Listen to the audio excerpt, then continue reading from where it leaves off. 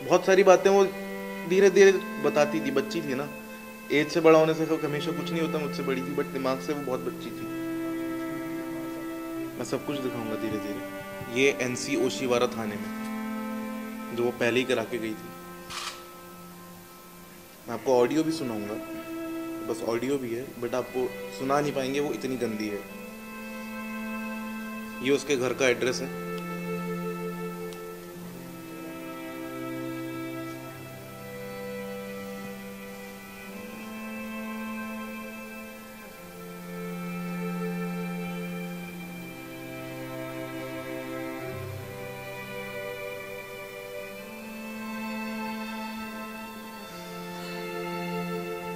ऐसी चीज़ दिखा रहा हूँ। अगर इसके बाद भी एक्शन नहीं लिया तो फ़ायदा नहीं है इस इंडस्ट्री में काम करने का। मैं सब एक्टर्स को बोलूँगा कि आप लो लाइफ जी रहे हो, अगर आपकी कोई मदद करने नहीं आता इसके बाद, इस टॉर्चर के बाद, बेल्ट से मारना उसको, बक्कल निकाल के। ये उसने बोला वो सेट पे गिरी थी, आज से बहुत टाइम पहले इंडिया फोरम्स पे ये आर्टिकल आया था, गगन ने उसको मारा था। मेरे को बिल्कुल शर्म नहीं आ रही क्योंकि मेरी बहन 5 फुट की और वो साला 5-10 फुट का, तो ये जायज़ है कि वो हाथ उठाएगा तो उसको लगेगी तो ज़रूर। उसके बाद उसका सर फाड़ा गया, वो डॉक्टर के गई, 3 दिन के बाद सर फाड़ा गया, चूड़ा पहना हुआ उसने। सर फाड़ने के बाद उसको स्टिचेस नहीं लगवाए गए ताकि पुलिस केस ना बन जाए।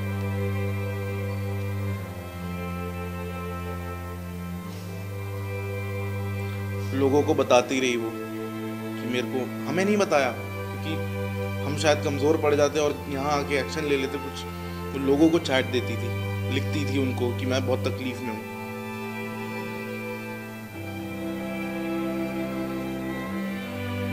और ये गगन सेठी ने एक बार नहीं कई बार लड़कियों के साथ फ्रॉड किया है। मेरे पास कई ऐसी बातें हैं, कई लोग ऐसे हैं जो मेरे को मैसेज करके बोलते हैं।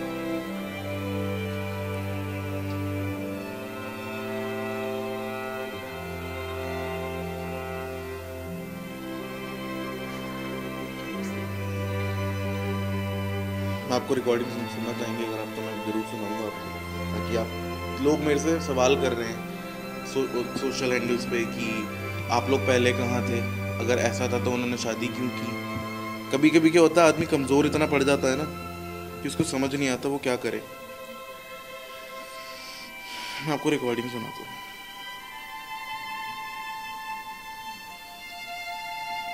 बात करने के तरीके से पता चल जाता है।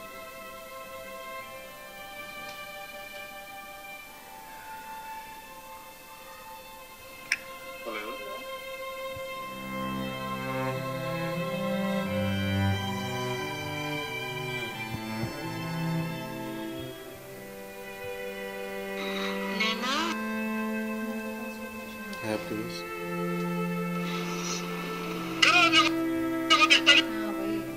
ये तो बहुत गलत है, ये सुना नहीं पाऊंगा शायद। सुनाएंगे तो कोई सुन नहीं पाएगा। आपको बीट डालनी पड़ेगी इसमें। आप बोलते हैं तो मैं प्ले कर देता हूँ, चाहते हैं प्ले करूँ मैं? काफ़ी बीप डालनी पड़ जाएंगी आपको। सब गाने मुझे कोई दिक्कत नहीं है, मेरे को कोई दिक्कत नहीं है। आप लोग कंफर्टेबल हैं, आप, ये आपके लिए है। आप रिपोर्टर्स हैं, आपको पता होना चाहिए किस लेवल का ये चीज़ हुई है यहाँ पे। अब सुशांत का जब केस हुआ था वहाँ पे कोई एविडेंस नहीं था, कोई गवाह नहीं था बोलने वाला। यहाँ पूरी दुनिया गवाह है। मेरा इंस्टाग्राम, मतलब मैं यूज़ नहीं करता था और आज मेरा इंस्टाग्राम भरा हुआ है दिव्या के लिए। सब बोल रहे हैं कि हमें सब कुछ पता है, दिव्या दीदी हमसे शेयर करती थी, उसके फैंस, उसके जितने भी लोग थे आसपास के, सिर्फ हमें नहीं बताया क्योंकि हमें दर्द होता शायद।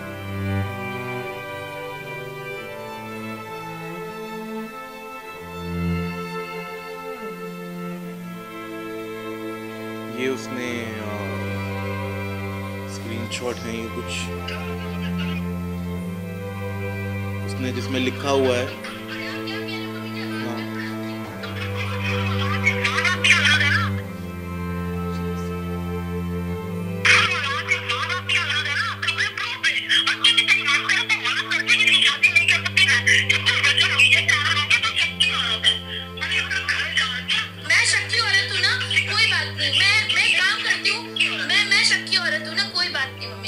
कोई बात नहीं, मैं शक की औरत, आज आप बोल रहे हो ना, कोई बात नहीं। कोई बात नहीं, ये अगर गलत नहीं है, ठीक है, कोई बात नहीं मम्मी जी, मैं आपको सही बात है, क्योंकि मैं गलत हुई नहीं कहीं भी। वो प्रूफ करने के लिए अपने आप को उसके वो लोग उसको ब्लेम करते थे क्योंकि वो इंडस्ट्री में बिलोंग करते थे, जबकि पूरी इंडस्ट्री जानती है कि दिव्या ये मारते सब करते, गालियां देते।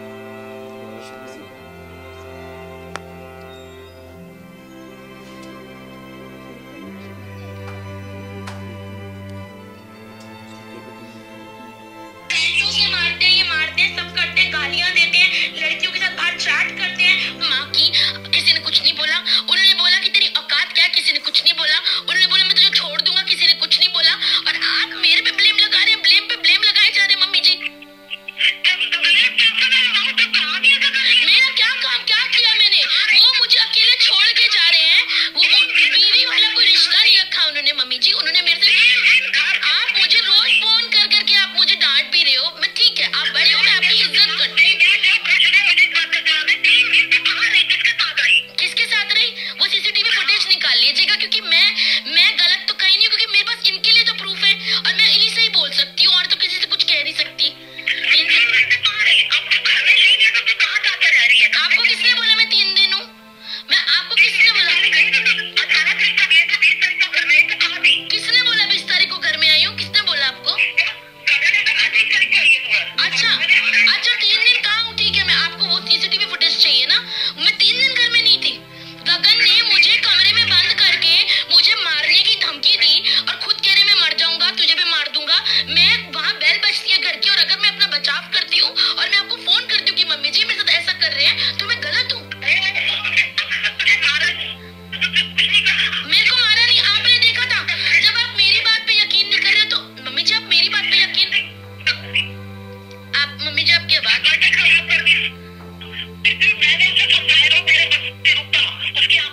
हाँ तो उन्होंने केक नहीं खिलाया मुझे, विश भी नहीं किया उन्होंने मुझे।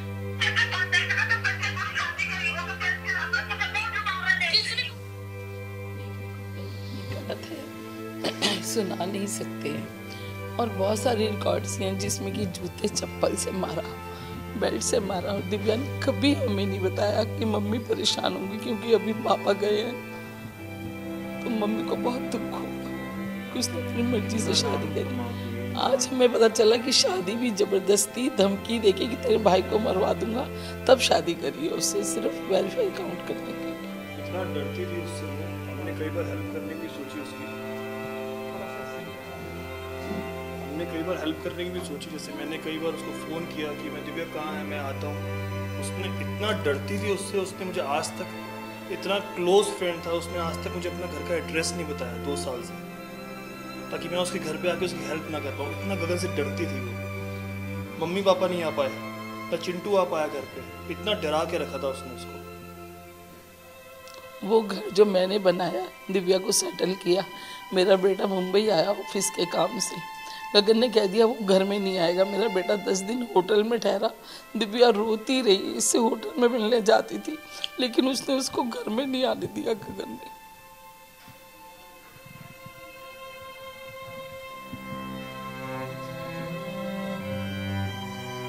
मैं काफ़ी कुछ ऑलरेडी कह चुकी हूँ। आई थिंक जिसकी माँ ऐसी हो तो उस बच्चे से क्या उम्मीद कर सकता है, ऐसी वाली बात है। अभी मैं कुछ ऐसा बोल दूंगी जो शायद मुझे बोलना नहीं चाहिए हो, इसलिए मैं चुप बैठी हूँ। बट ये एक्चुअली हर एक लड़की के लिए मैं कहना चाहूँगी। दिव्या तो हमारे बीच में नहीं रही, पर जितने उसके फैंस या उसने जिन जिन लोगों को ये सब बारे में, मुझे कभी दिव्या ने ये सब नहीं बताया, क्योंकि उसको बहुत अच्छे से पता था कि अगर मैंने देवक को बोल दिया तो पूरी दुनिया एक तरफ हो जाती, और मैं सिर्फ गगन से एक बार ही मिली हूँ। और अगर उस दिन मुझे एक्चुअली पता होता ना कि गगन दिव्या के साथ क्या कर रहा है, मैं ना आगे देखती ना पीछे देखती, मैं सोचती भी नहीं कि उसका मैं क्या हाल कर देती वही। And this is to you, Gagan, गबरू, जो भी है बड़ा वाला, तो समझ ले तू क्या है। जितनी भी तूने जिंदगी में तेरी माँ बहन तूने गालियाँ दी भी नहीं होगी ना, वो सारी गालियाँ तू अपने लिए और अपने माँ के लिए एकदम संजोग के रख ले मेरी तरफ से। और जिस दिन तू मुझे दिख गया ना, तो बॉम्बे तो आना मत, कभी आना मत, क्योंकि यहाँ पे आएगा तो जेल में ही जाएगा। अभी तू जहाँ पे भी भाग के गया है ना, वहीं पे भाग के छुपा रहे। और क्या बोलते हैं ना, ऊपर की लाठी जब मार पड़ती है ना, लाठी की आवाज नहीं होती है। तो मतलब दिल से अगर किसी को आज मैंने बद्दुआ दी है ना, वो तुझे दी है।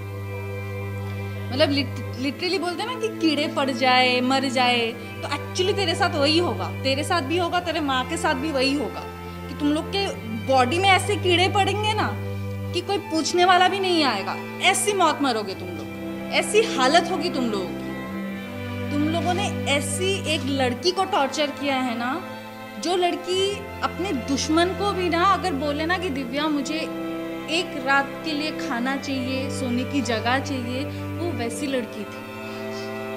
और तुम लोगों ने उस लड़की के साथ ऐसा किया है ना, तुम लोग तो कभी खुश रहोगे ही नहीं। तुझे क्या चाहिए था? पब्लिसिटी चाहिए थी, तुझे आइडेंटिटी चाहिए थी, तुझे बॉम्बे में काम चाहिए था।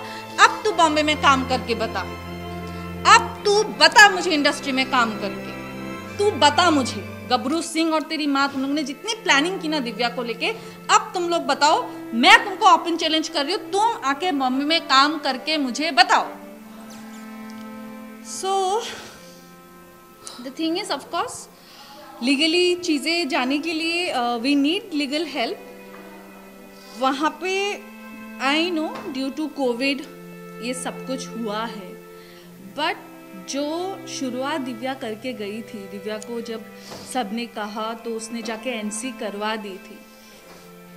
दैट मीन्स वो प्रिपेयर्ड हो रही थी इस चीज़ को लेके फाइट करने के लिए। इस जो उसके साथ टॉर्चर हुआ है इतने सालों में, उसके अगेंस्ट वो जो स्टेप उठा के, क्योंकि मैं भी जब दिव्या से मिली, हम लोग बीच में बात नहीं कर रहे थे, काफ़ी साल बात नहीं हुई थी, because of this man only. क्योंकि जब दिव्या के लाइफ में ये आदमी आया था, तभी मैंने दिव्या को बोला था कि दिव्या ये आदमी मुझे सही नहीं लग रहा है। कुछ ही दिन के बाद मुझे पता चला कि वो एक रेपिस्ट है, उसके ऊपर एक रेप केस चल रहा है, जिसके लिए लास्ट ईयर भी वो जेल जाके आया है, 10 साल की सज़ा हो चुकी है, because of Divya and because of his some clients जो भी यहाँ पे थे इंडस्ट्री में, उनके आई गेस रिटन नोटिफिकेशंस के वजह से, लेटर के वजह से उसको बेल मिल गई है उस टाइम पे। बट तभी मैंने दिव्या को बोला था कि Divya this is not right and you are not doing right. और उसके वजह से वो अपने पूरे घर वालों के अगेंस्ट हो गई थी। जबकि मैंने और मेरे ऐसे 2-3 फ्रेंड्स हैं जिन्होंने देखा है कि आंटी अंकल ने एक्चुअली दिव्या के लिए क्या किया है। वो मतलब even I do have my mom right, but honestly I could say मेरी मॉम सब कुछ छोड़ा के मेरे साथ यहाँ पे ज़िंदगी भर नहीं रह सकती है, अपना काम छोड़ के वहाँ पे भाई है। But I have seen them कि वो कैसे पूरा दिल्ली का घर काम सब छोड़ के दिव्या के लिए यहाँ पे आके रहते थे लिटरली। और जब गगन के वजह से दिव्या वॉज द वन जिन्होंने आंटी और अंकल को घर से निकाल दिया था, इट वॉज बिकॉज ऑफ गगन। तो उसके बाद मैंने दिव्या से अपना रिश्ता तोड़ दिया था। एंड ऑफकोर्स बिकॉज ऑफ गगन दिव्या भी बाकी और भी जितने फ्रेंड्स थे सबसे अलग अलग हो गई थी। फिर भी मुझे याद है लास्ट ईयर 1-2 बार मैंने दिव्या को बोला भी कि दिव्या तू आ जाना मेरे घर, आ will talk. But till then time I felt that she is happy, you know, इतने साल हो गए, मैंने कहा सब कुछ अच्छा ही होगा।